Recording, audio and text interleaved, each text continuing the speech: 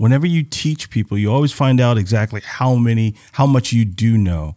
Has there been some things that you've discovered about yourself while you started teaching people? Like every single time. And I really believe this. It's like, if you want to learn something, teach it. And it seems counterintuitive. Like, I'm trying to learn it. How could I teach it?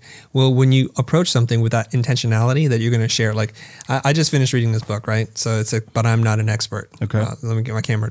And awesome. I was like, I don't just read books because I want to get from A to B. I don't want to check it off a list and say, look how smart I am. I read another book. Mm-hmm. I read it with I'm digging through this book because I want to share something in there with my community, with my audience that will help them to grow. I want to fill the knowledge gaps that I have. So in doing so, I read much more intensely. And then now I'm going to go and share this thing. And then naturally what happens is everything to you, like breathing, walking, chewing gum, taking a bath, it's all supernatural to you. But until you have to explain it to like some alien comes down to earth and asks you like, how does one breathe? Right. You really have to sit there and think, I've just always done it. Now I got to explain it to someone else for them to understand it. And in doing that, you find out a lot about who you are, how you think about things. And it's a form of going inside yourself, introspection. And I think it's really wonderful. And through that process, I start to discover what it is that I know. Because I said I take it for granted, right? Like I just make decisions all the time without thinking about them. And in doing so, I found myself. I found my inner confidence. I found that I know stuff that people don't know.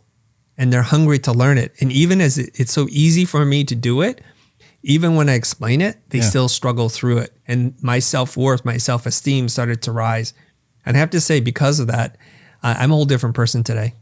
It's in our nature to want to help people. Mm-hmm. It feels good to help people.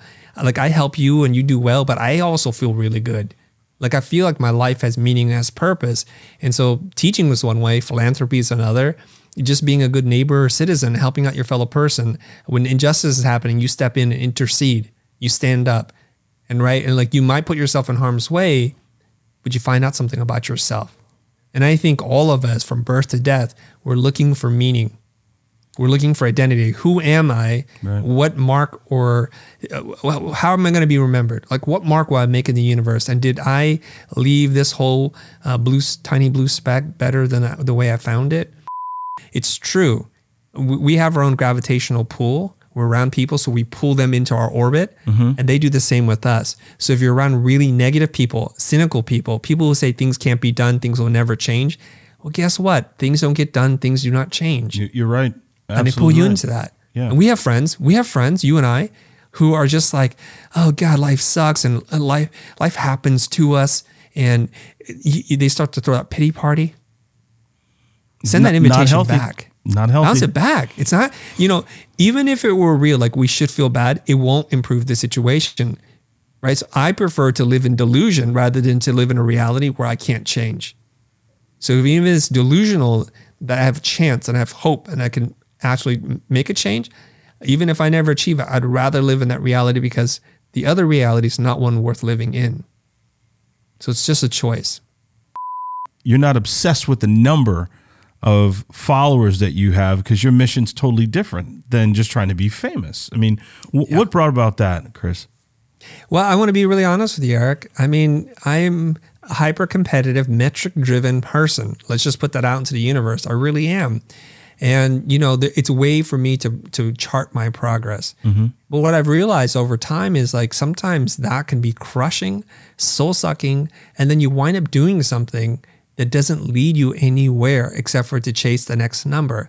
Oh, congratulations, you got to 10,000 followers. Right. Okay, 20,000, 40,000, 80,000. Like, where does it end? And you keep chasing it. And it's like any other addiction. And people talk about social media as an addiction. Mm-hmm. And it's like you just don't even know why. You're just doing it. And you become addicted to it. That is so freaking toxic and unhealthy.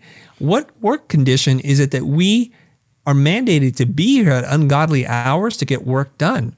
It means we're understaffed, we're underpaid, or just the scheduling is terrible. So we started to change policies, man. Wow. We're like, no more work on Fridays. We don't care. If $1 million comes in the door, we're saying no. And my sales team hated it. Do you know how hard it is to get these opportunities and how rarely they come? I'm like, it's all right. because it's not the cost of, it's not worth the cost that we're paying. Easy Man. for you to accept. And then it's carried on the backs of the creatives in this company. So we're going to say no. And it hurt. It cost us financially. Like, I'm not going to lie. We saw companies zoom past us in terms of billings and stature and all that kind of stuff. And that's the price you pay. It wouldn't be virtuous if it was easy. Hustle culture, hustle porn. It's like, it's the easy answer. I want to find more complicated, nuanced answers to this thing, which is like, I like hard work, but I want people to work smart. So when you work smart and you apply discipline and commitment and just showing up consistently, that is the secret formula. I don't really know where confidence comes from, but my best guess is there's a formula, right? Is you take the number of opportunities divided by your availability that equals your confidence score. So if 4 clients call you and you can only work with 2, like he says capacity, right? I only have the capacity to do 2 projects, but 4 clients are calling me. It means my confidence is going to go up. And what happens when your confidence goes up? You start to change the terms. You start to say, well, if you pay me this, I get to drive and I'll give it to you when I'm done. Not in an arrogant way, but I'm just explaining here. So what happened in the beginning was I just got more work than I could do. And so instantly I start thinking like, what's the best way to do this? So I did what everybody does at the beginning. You just keep raising your hourly rates and your day rates, and it gets more and more until a point where people are like, that is ridiculous amount of money you're getting paid per hour. And don't give up. It's going to suck in the middle. It's going to suck so bad you're going to want to quit, accept it, and keep growing and keep doing it. And then eventually it's going to work out, but stick with it. Television. Outdated. Radio. Less and less relevant. Newspaper. Gone. Billboard. Don't notice them. Facebook. Dying. Clubhouse.